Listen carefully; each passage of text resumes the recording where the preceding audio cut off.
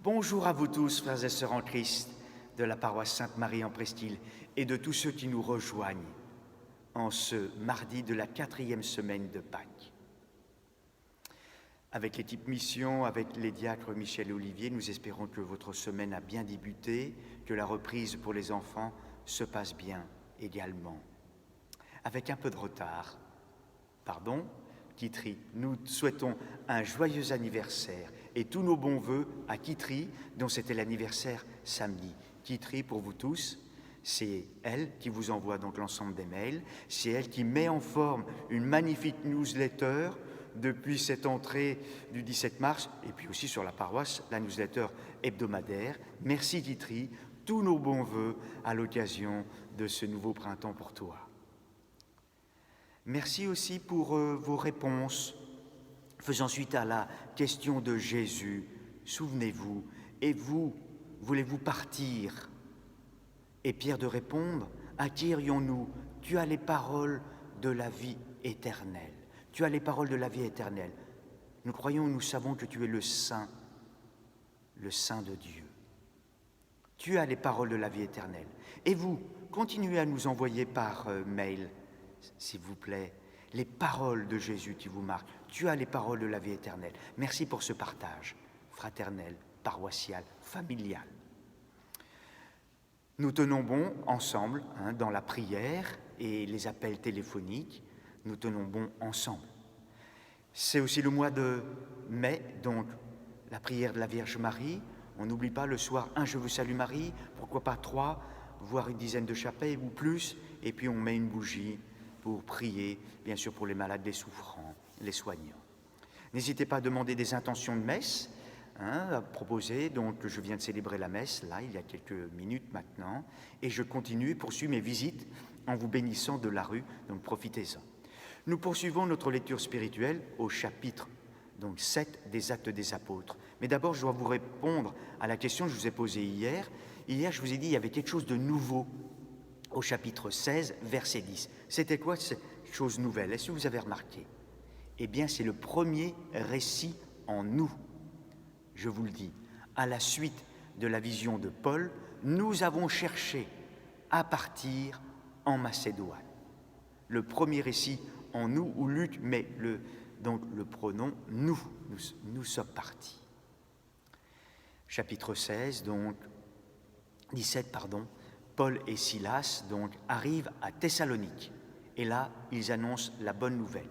À partir de l'Écriture, donc Paul leur disait que Jésus est le Messie. Alors certains au début accueillent cela avec joie, cette bonne nouvelle, mais d'autres sont furieux et donc c'est le départ pour Bérée. Vous allez regarder, reprenez la carte bien sûr, de nuit pour Paul et Silas qui partent de nuit pour Bérée. Et à Bérée, nouvelle ville qu'ils découvrent. Dans un premier temps, il y a un très bon accueil.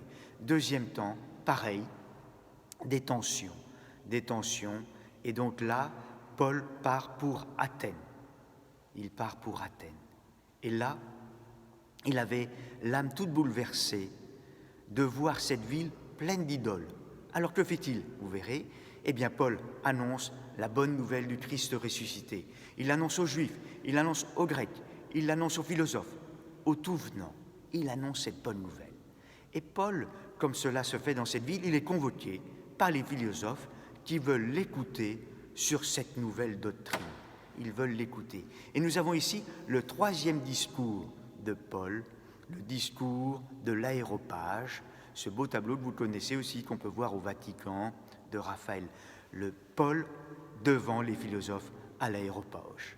Et c'est un discours très fin, très subtil, vous allez voir, de Paul, qui s'adapte à son auditoire.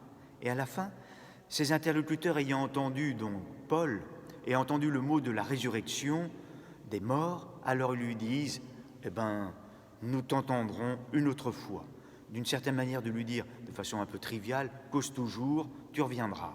Est-ce un échec, frères et sœurs? Parce que les uns les autres partent. Est-ce que c'est un échec? Eh bien non. Non, pourquoi? Parce que certains s'attachent à Paul et se convertissent et deviennent croyants. On a donc Denis l'aréopage, on a aussi une femme, Damaris, et quelques autres. Voyez-vous, frères et sœurs, L'ensemble de l'auditoire ne se s'est pas converti, mais seulement quelques-uns touchés au cœur et qui suivent Paul. Une communauté chrétienne qui naît à Athènes. Aujourd'hui, frères et sœurs, l'Évangile, chapitre 10. Nous poursuivons donc le discours du bon pasteur. Le Père et moi, nous sommes un, entendons-nous à la fin de l'Évangile. Jésus est le visage de la miséricorde du Père. Jésus dit, « Mes brebis écoutent ma voix, je les connais, elles me suivent, jamais elles ne périront. Personne ne les arrachera de ma main. Personne ne les arrachera de ma main. » Et Jésus dit un peu plus loin, « Mon Père qui me les a donnés est plus grand que tout, et personne ne peut les arracher de la main du Père. Personne ne peut arracher les brebis de la main du Père. »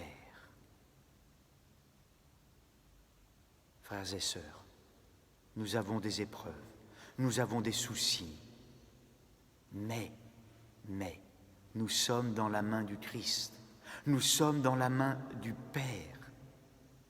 Alors, nous pouvons avancer avec confiance, avec foi, avec charité et espérance.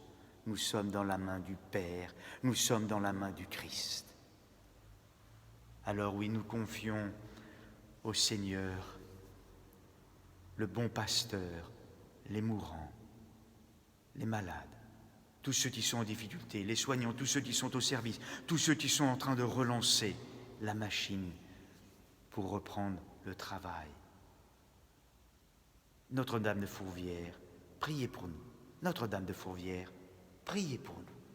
À vous tous, vraiment, je vous souhaite une belle journée.